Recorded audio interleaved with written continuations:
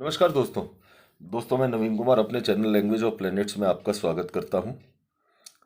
दोस्तों अक्सर लोगों को जब ये पता चलता है कि हमारी जन्म कुंडली में दीर्घायु योग है तो वो बहुत खुश होते हैं। स्वाभाविक है, उनका खुश होना स्वाभाविक इसलिए है कि हर इंसान चाहता है कि वो ज़्यादा से ज़्यादा जिए, ज़्यादा से ज़्यादा उसे अपनी इच्छाएं पूरी करने का अवसर प्राप्त हो।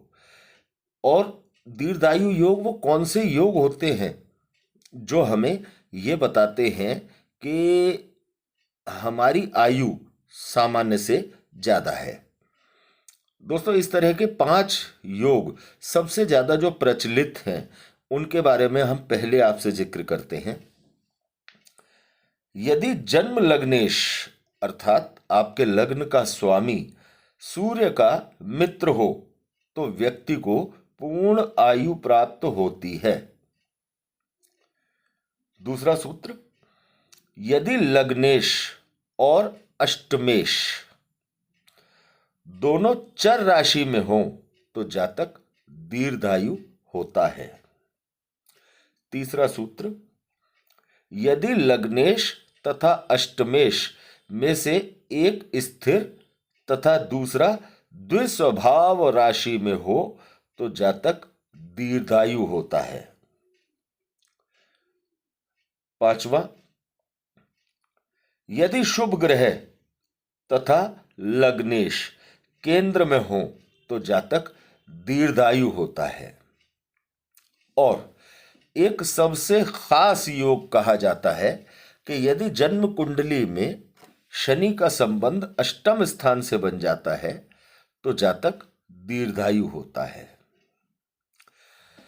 दोस्तों इस तरह के जब योग कुंडली में होते हैं, वैसे तो बहुत तरह के योग होते हैं जो बताते हैं दीर्घायु को, लेकिन ये जो बहुत ज़्यादा प्रचलित 5-6 योग हैं इनके बारे में हमने आपको बताया है।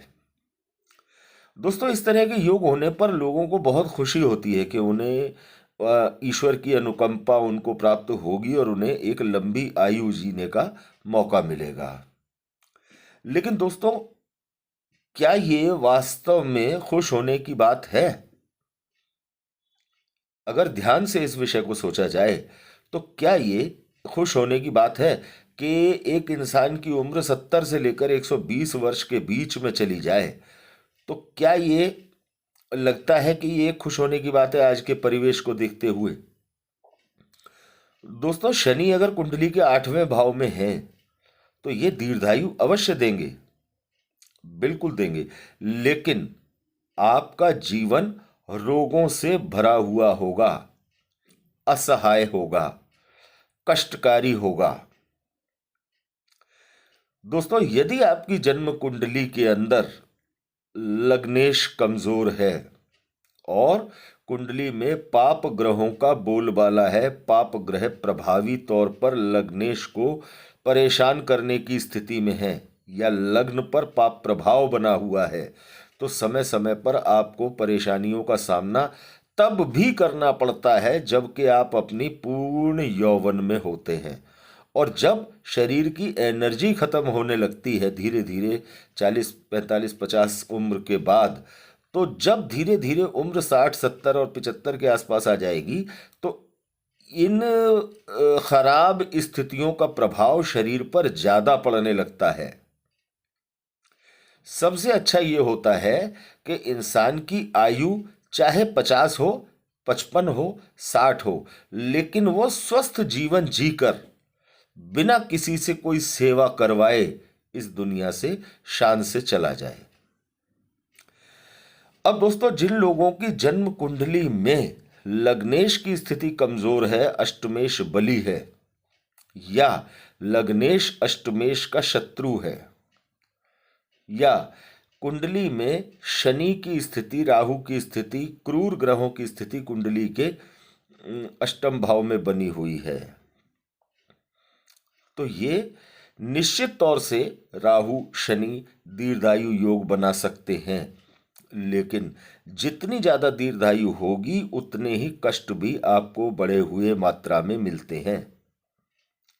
तो जिन लोगों की जन्म कुंडली में दीर्घायु योग इस प्रकार के बने हुए हैं, उन्हें तुरंत अपने जीवन को संभालने की आवश्यकता है।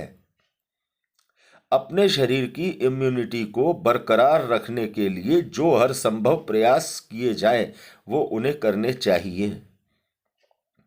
अपने लग्न को अभी से ही मजबूती देने की कोशिश, ऐसे उपाय जो आपके लग्न को मजबूत करें, करने शुरू कर देने चाहिए, जिससे कि लंबे समय तक यदि आप अपने लग्न को मजबूत करने के उपाय करते हैं तो आपकी रोग प्रतिरोधक क्षमता में वृद्धि होती है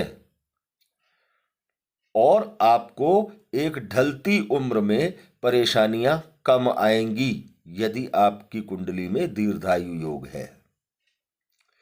तो दोस्तों, केवल इस बात को सोचकर कि हमारी कुंडली में दीर्घायु योग है, हमें हमारे मन को संतुष्टि हो जाए, ये सोच गलत है।